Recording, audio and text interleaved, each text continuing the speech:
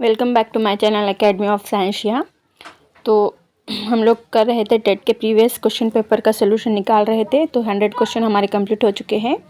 आज क्वेश्चन है 101 और 14B 2017 के क्वेश्चन है। ये कौन से क्वेश्चन है? 14B पेपर का नंबर है, 2017 पेपर का ईयर है। ओके, तो इसके बाद 101 क्वेश्चन हमारे पास क्या है, सो चल रहा है। तो क्वेश्चन पढ़िए। खालील आकृतीपैकी कोणती खुली वक्र आहे? Which one of the following figure is an open curve? यानी कि ओपन, खुला हुआ कर्व। कैसा कर्व? ओपन। और उर्दू में भी पढ़ लेते हैं एक बार। नीचे दिए गए शक्लों में से कौन सी शक्ल वाज़ह और खम है? ठीक है, तो देखिए ओपन कर्व के बारे में पूछा गया है। तो यहाँ पे आप चेक कीजिए, कर्व क्लोज्ड। ओके, यहाँ पे आप देखिए curve is not complete. Okay, यहाँ पे आप देखिए figure is like a S. Okay, zigzag, और every overall figure is closed. अब ऊपर की तरफ जाइए, यहाँ पे इस फिगर में आप देखिए it is a triangle, there is a no curve in figure. तो पूछा गया था ओपन कर्व, तो मैंने आपको बताया था कि कर्व इज़ नॉट कंप्लीट, यानी कि कर्व पूरा इस तरह से कंप्लीट है क्या? नहीं है। इस वजह से कंप्लीट नहीं रहने की वजह से ये जो कर्व्स है ये क्या है? ओपन है। इसलिए हमारा आंसर भी क्या है? बी है। ओके, नेक्स्ट क्वेश्चन की तरफ बढ़िए। 102 क्वेश्चन है, अतिशय उच्च तापमान मोजण्यासाठी वापरले जाणारे उपकरण आहे? Device use to measure very high temperature. तो जो ज़्यादा टेम्परेचर होता है उसे हमें मेज़र करने के लिए, मालूम करने के लिए कौन सा डिवाइस यूज़ करना चाहिए?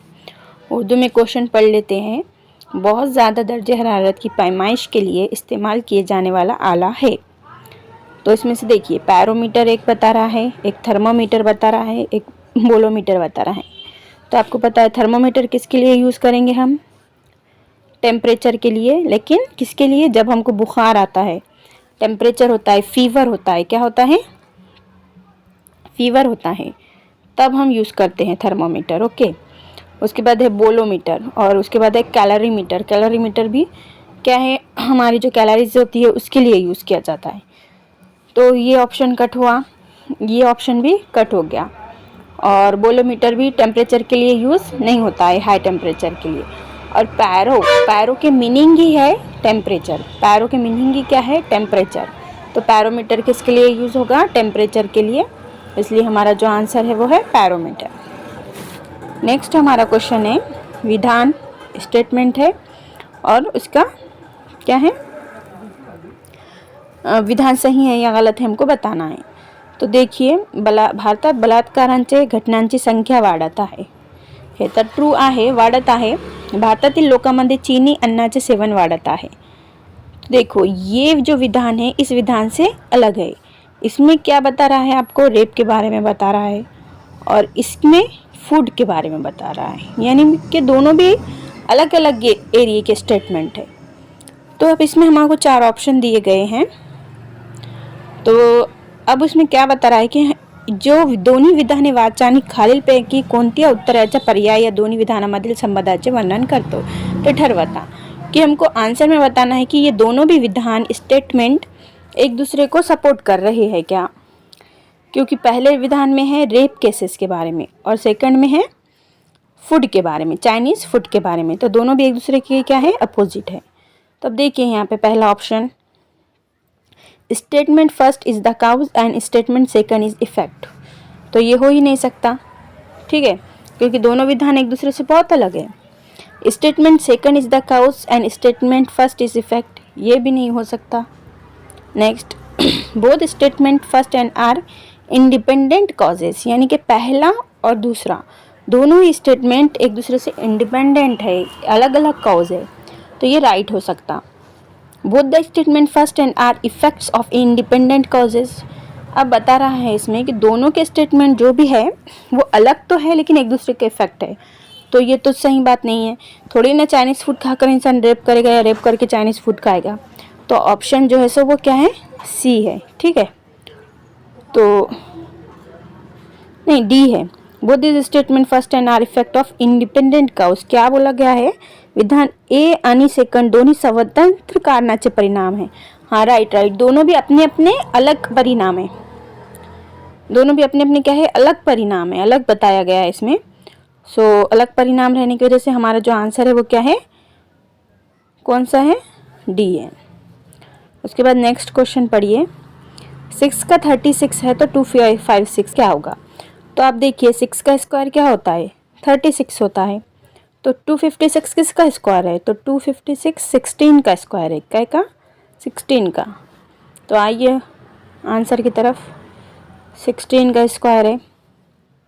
और अगर आपको कभी स्क्वायर याद ना हो तो 10 तक तो याद होते ही है हमें. तो 6 का 36 है तो यहाँ पे 256 से हम अंदाज़ा लगा सकते हैं कि ये 4 बहुत छोटा अदद है, इसका भी नहीं हो सकता है. ठीक है, 10 का भी नहीं हो सकता है. अब 13 और 16 में होगा तो 13 का भी 169 कुछ है तो 13 का छोटा होगा, लेकिन यहाँ पे 256 बताया गया है तो ये 60 लेना है. अगर आपको कभी याद ना हो तो, लेकिन अगर आप इसको याद कर ले तो बेटर है. Okay. Question 105. Find odd one out from the given alternative. दिलेली पर्यायामधून वेगळे तर ते बाहेर काढा. ठीक है, तो देखिए ऑप्शन क्या है? ए जी, सी जी, एच ओ के आर. तो अब आप देखिए ए और जी में कितना फ़र्क है? A B C D E F G, 1 2 3 4 5 का. उसके बाद सी जी का देखिए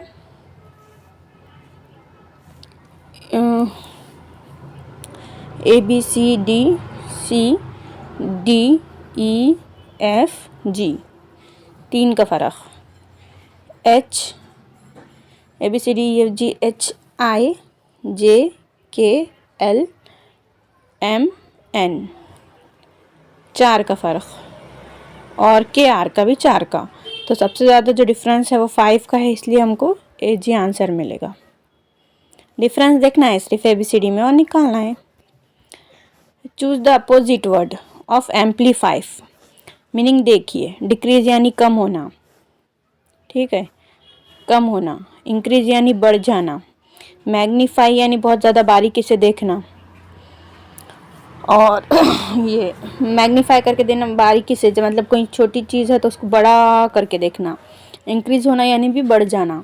और स्केलेट का भी मतलब बड़ा करके देखना. सो इसने क्या पूछा? एम्पलीफाई यानी अपोजिट पूछा तो डिक्रीज होगा, क्योंकि इंक्रीज, मैग्नीफाई, स्केलेट इन सब का मतलब क्या निकलता है? बड़ा होना.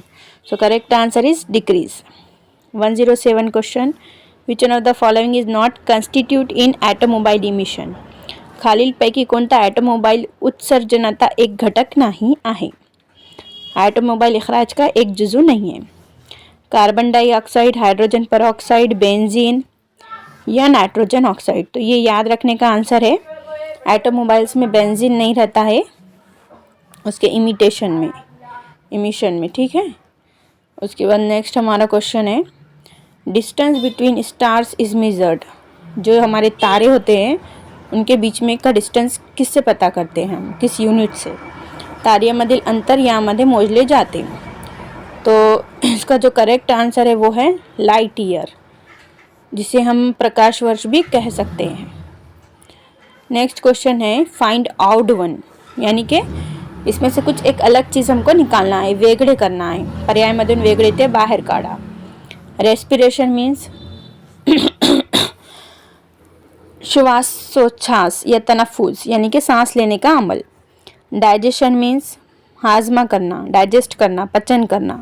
रोग मीन्स कोई बीमारी, डिसीज़. रक्तदाब मीन्स ब्लड प्रेशर. तो देखिए, रेस्पिरेशन बॉडी में होता, डाइजेशन बॉडी में होता, ब्लड प्रेशर भी बॉडी में बढ़ता. डिसीज़ का देखिए, सो डिसीज़ क्या है? ये अलग पॉइंट हो गया. उसके बाद देखिए हमारे पास क्वेश्चन है 110. In the recent climate conformance in New York, out of 700 man, कितने मैन है? 700. 500 women. Okay. 800 children present inside building premises. 20 of them men, 40 of them women, 10% is children were Indians, find the percentage of people who are not Indian. तो देखो कितने हैं, 2, 20, 40, 10 दिया गया है यहाँ पे, 20, 40, 10। और इसका अगर हम इसका कैलकुलेशन करें तो 7, 500 और 800, ठीक है। तो हम आपको क्या करना बोलना है कि परसेंटेज निकालना है people who are not Indian. तो यहाँ पे 50 हमको दिया गया है, और परसेंटेज हमेशा हम किस में लेते हैं, 100 में लेते हैं। किस में लेते हैं, 100 में लेते हैं। तो हमारा जो आंसर है वो क्या है, 79 होगा। कैसे होगा, क्योंकि हमको यहाँ पे परसेंटेज निकालना है, ठीक है। 700 प्लस 500 प्लस 800, 7, 16, 13, 14, 15, 8 और 8, 16, 16 और 4, 20, 0 का 0। देखते हैं 50/100 इंटू 20, 2 7 14,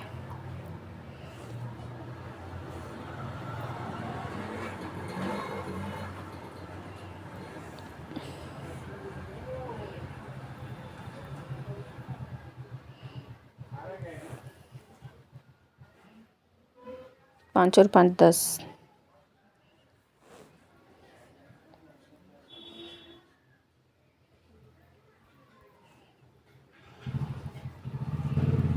1000। 1000 में से अगर हम परसेंटेज निकालते हैं तो 79 बचता है, या फिर हम 100 में से भी बोल सकते हैं इसको। ओके,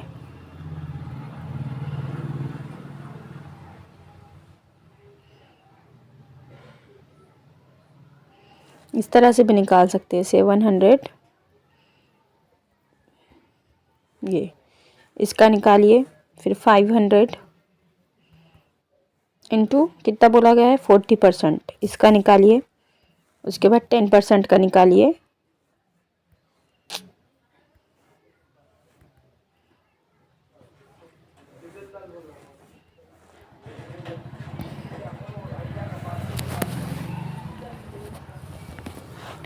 उसके बाद 10% का निकालिए।